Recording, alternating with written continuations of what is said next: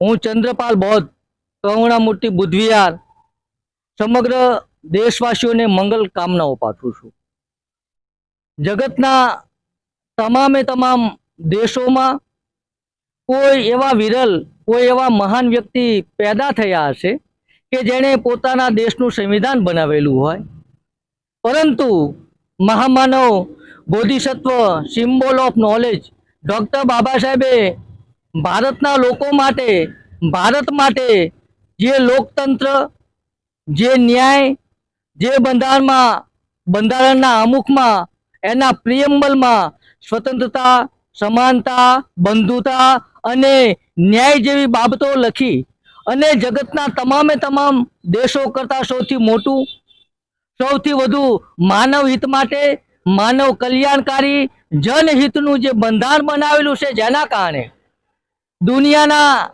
તમામ દેશમાં જે લોકો એ દેશનું બંધારણ બનાવ્યું હોય તો એ દેશના લોકો એ દેશના સંવિધાનના નિર્માતાની ભવ્ય ઉજવણી કરતા હોય છે, એમની જન્મ જયંતિની ભવ્ય ઉજવણી કરતા હોય છે। પરંતુ બોધિસત્વ સિમ્બોલ ઓફ નોલેજ ડૉક્ટર બાબા સાહેબે જે ભારતીય સંવિધાન બનાવ્યું એમાં એક ખાસ એ વિશેષતા છે કે આ દેશમાં 5000 કરતાં વધુ વસ્તી, જે સમાજ શોષિત હતો, લાચાર હતો, શુદ્ર, અતિશુદ્ર, અસ્પૃશ્ય હતો અને જેની સાથે અમુક ચોક્કસ વર્ગના લોકો અમાનવીય રીતે પશુ કરતાં પણ બદતર એમની સાથે વ્યવહાર કરતા હતા અને આ દેશમાં મહિલાઓને જે ગુલામ માનવામાં આવતી, તો એ તમામે તમામ સમુદાયના લોકો માટે અને મહિલાઓ માટે સ્વતંત્રતાની વાત કરી અને ડૉક્ટર બાબા સાહેબે ન માત્ર ભારતનું કહી શકાય પણ જગતનું શ્રેષ્ઠ બંધારણ ભેટ આપીને ભારતના એ જે ગુલામ લોકો હતા, શોષિતો, પીડિતો, વંચિતો, શુદ્રો, અતિશુદ્રો, અસ્પૃશ્યો અને મહિલાઓ,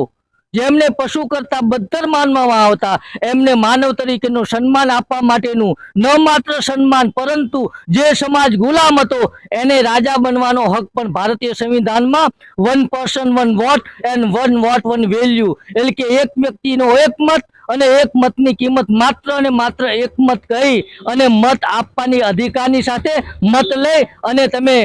એક માનવ, સામાન્ય માનવ રહેવાને બદલે આ દેશનો વડાપ્રધાન બની શકે અને સાથે સાથે આ દેશમાં હજારો વર્ષોથી જે લોકો સાથે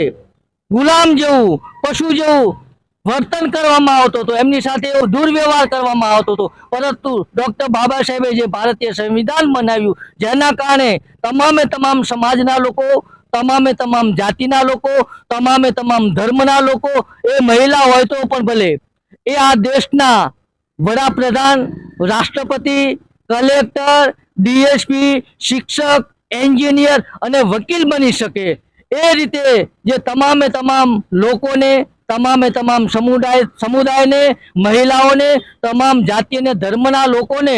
સમાન વિકાસ કરવાની તક આપવાની સાથે તમામે તમામને જે સમાન સુરક્ષા આપી અને સ્વતંત્રતા, સમાનતા, બંધુતા અને માનવતાનું ઉત્તમ ઉદાહરણ પૂરું પાડતા જે 2500 વર્ષ પહેલા આ જ દેશમાં જન્મેલા મહાકારુણિક તથાગત ગૌતમ બુદ્ધે પોતાના એ ધમ્મ પ્રવચનમાં, જેને વર્તમાન સમયમાં આપણે બૌદ્ધ ધમ્મ કહીએ છીએ, જેમાં સ્વતંત્રતા, સમાનતા, માનવતા, બંધુતા, કરુણા, મૈત્રી, ન્યાય, તર્કસંગતતા, વૈજ્ઞાનિક અભિગમની સાથે સાથે ન્યાયની વાત હતી, એ જ તથાગત ગૌતમ બુદ્ધની વાત ભારતીય સંવિધાનમાં અમલમાં મૂકીને જગતમાં શ્રેષ્ઠ બંધારણ આપીને ડૉક્ટર બાબા સાહેબે આ દેશના તમામે તમામ દેશવાસીઓ ઉપર સૌથી મોટો ઉપકાર કરેલો છે અને આપણને માનવ તરીકેનું સન્માન આપેલું છે। તો 135મી જન્મ જયંતિ નિમિત્તે હું સમગ્ર દેશવાસીઓને કરુણામૂર્તિ બુદ્ધવિહાર મોટા અંકેવાડિયા ચંદ્રપાલ બૌદ્ધ મંગલ કામનાઓ પાઠવવાની સાથે આપ સૌને મૈત્રીપૂર્ણ હૃદય જય ભીમ, નમો બુદ્ધાય।